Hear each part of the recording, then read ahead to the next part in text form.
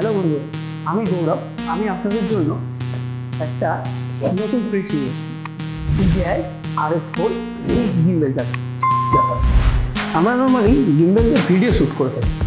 এবার আমরা গিম্বেল দিয়ে ফটোও তুলতে পারবো। কীভাবে চলুন তাহলে দেখে নিই। এই এম বাটনটাকে আমরা কাস্টমাইজ করতে পারি। এই এম বাটন দিয়ে আমরা ছবি তুলতে পারবো। তো চলুন কীভাবে দেখে নিই। ফার্স্ট আমরা এখানে মেনু অপশানে আসবো। নিশ্চয়ই দেখতে পাচ্ছেন, এটাকে সোয়াইপ করার পর আমরা লেফটে সোয়াইপ করব। লেফটে সোয়াইপ করলেই এখানে দেখুন এম বাটনটা শো করছে। এখানে ট্যাপ করব।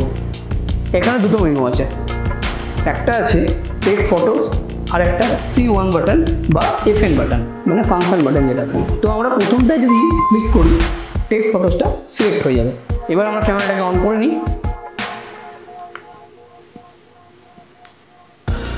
ফোকাস করলাম, ছবি তুললাম। দেখুন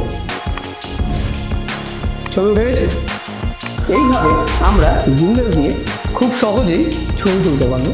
কোনো আমাদের টপ অ্যাঙ্গেল ছবির দরকার পড়ে, আমাদেরকে কোনো কিছুর উপরে উঠে তারপরে সেটা নিতে হয়। এখন আমরা গিম্বেল দিয়ে সেটা নিতে পারবো। আশা করবো এটা বুঝতে পেরেছেন। গিম্বেলের নেক্সট সেটিং যেটা আছে সেটা একবার দেখে নিই কী আছে।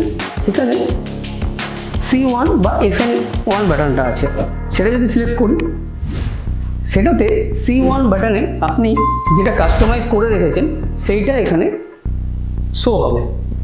আমার এখানে কালার টেম্পারেচার মোডটা সিলেক্ট করা আছে, সেই জন্য সেটা চলে আসছে।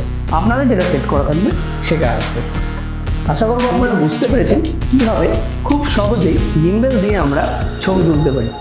এই ক্ষেত্রে আমাদের খুব সুবিধা হবে টপ অ্যাঙ্গেলে যে ছবিগুলো হয় সেগুলো নেওয়ার জন্য। তো চলুন পরবর্তী ক্লাসে আবার দেখা হবে আরও নতুন কিছুর সঙ্গে। ধন্যবাদ, সবাই সুস্থ থাকবেন, ভালো থাকবেন।